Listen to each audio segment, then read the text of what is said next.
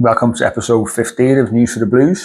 Back after another short break due to the international fixtures, FA Cup fixtures last weekend. But finally and thankfully, Everton are back tomorrow. And as usual, I'm sitting here post David Moyes' press conference to go through the major talking points from that, but also the major talking points out of the football club as well, which we've got quite a few of.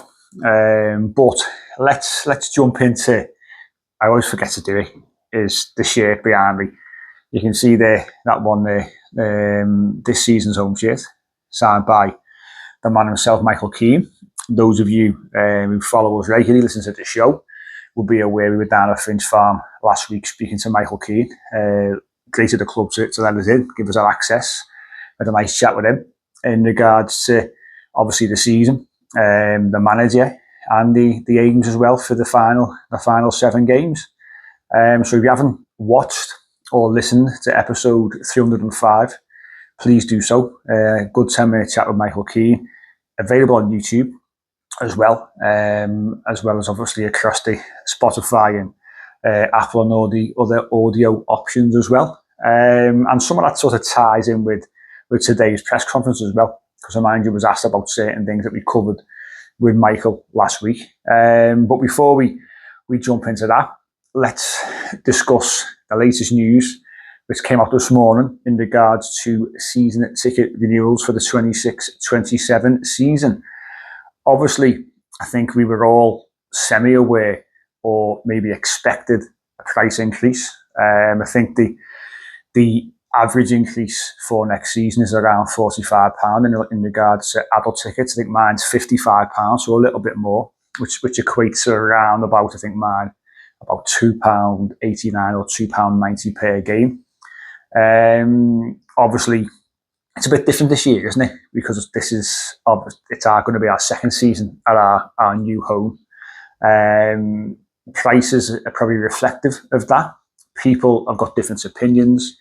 People are in different circumstances, which we've all got to take on board as well. And football is sadly now a very expensive pastime as well. But Everton tried to sort of simplify things in regards to the age of the ground and sort of what categories or what zone you fall under. I think there's 5 different zones.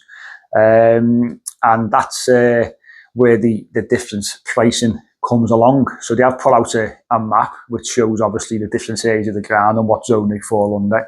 There's been a few little tweaks here and there. They have capped the price for the kids' tickets under 11, which are £199. They've been capped for next season. But we are going to see, and we are seeing increases across the board for adults. They've also cut the family stand or family section in half, which is in that northwest corner, isn't it? So it goes into the bottom of the west stand and the bottom of the north stand. I think it's 4 blocks this season. That's going to 2 for next season. So if you are in, I think it's blocks 127 and 129, which are the ones which are in the west, the lower west. They now basically are going to be family stand. They go into zone 1, which is the highest category in terms of price. So be aware of that when you are looking to renew. If you're thinking what's gone on there, that's what's happened. So obviously you're going to be looking to either have to sadly soak up the increase in price or look to move. Now, the movement of season ticket seats is a new thing.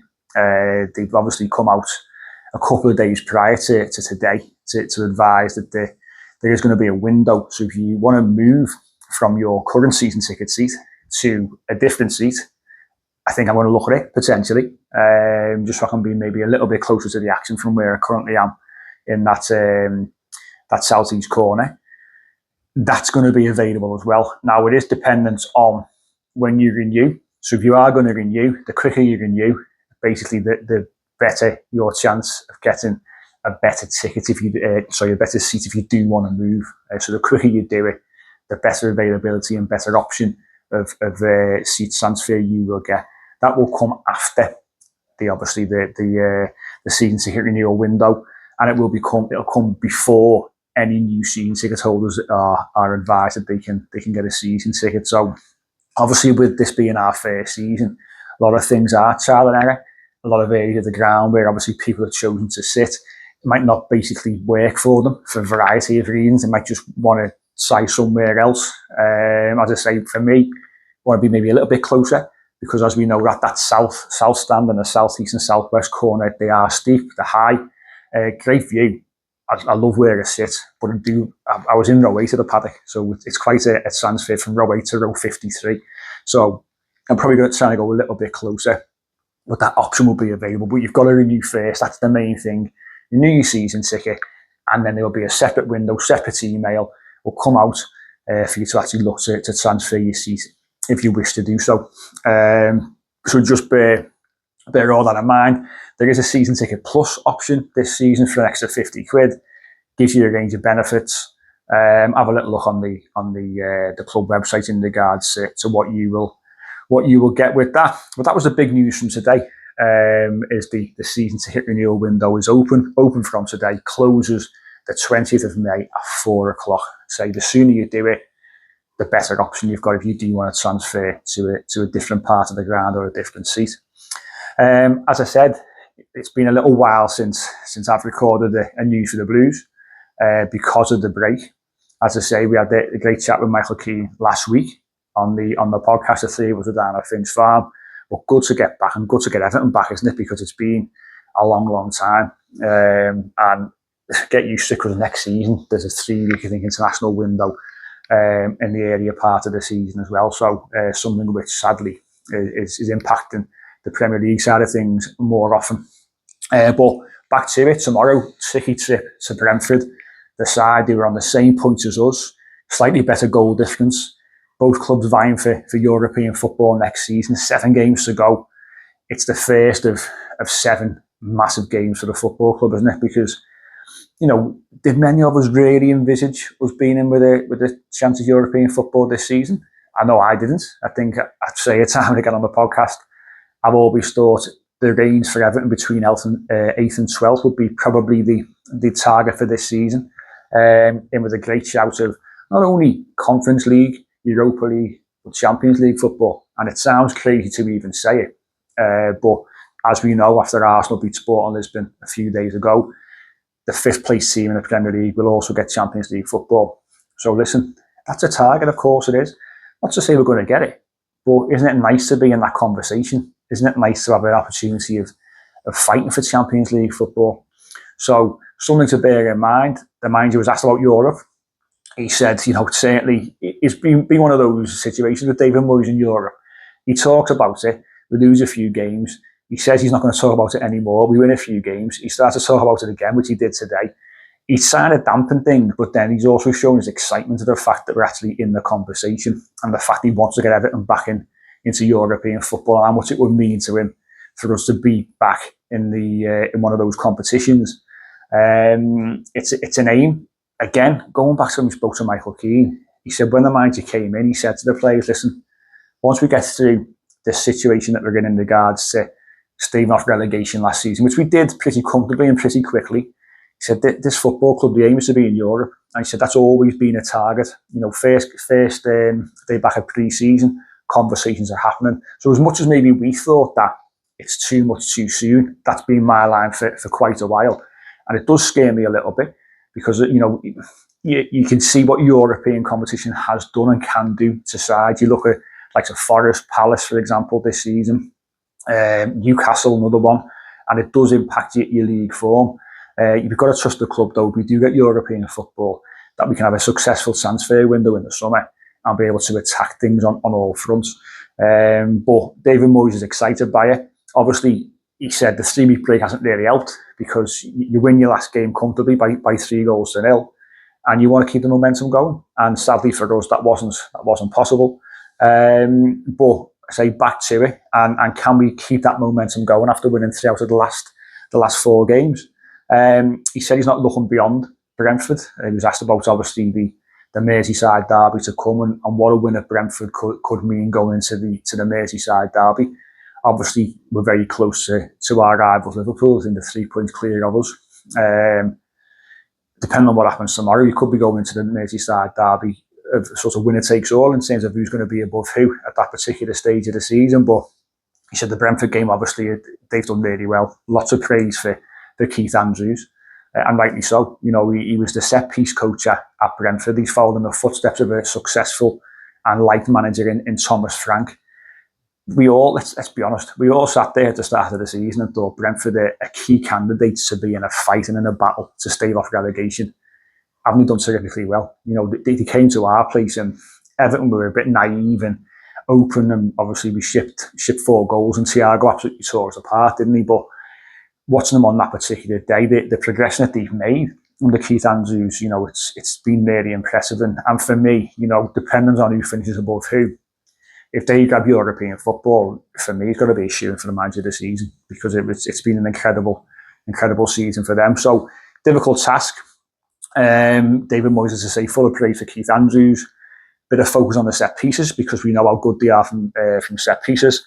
So it's going to be a tricky ask. But the good thing is, according to the manager, no injury issues other than Alcaraz, who he did say is back in some training, so he's getting closer and closer. He's getting there, but he's not going to be available for tomorrow. Njai fine in the open training session a few days ago at Hill Dickinson. Great to see. There was a bit of a niggle around a foot injury on international duty. Didn't play for Senegal, but he's fine. Tarkowski missed the open training session, I'm led to believe, as well, which I didn't see it personally. I think Toffee TV reported it yesterday. But no mention of Tarkowski in terms of, that he's injured or is going to be missing the game. Maybe managing minutes. That was a question that was asked to the manager, because, Brantwaite, we've had him getting his minutes managed. Tarkowski, I think Julia Bull was saying, potentially he's been in the same kind of boat. Maybe it was just that.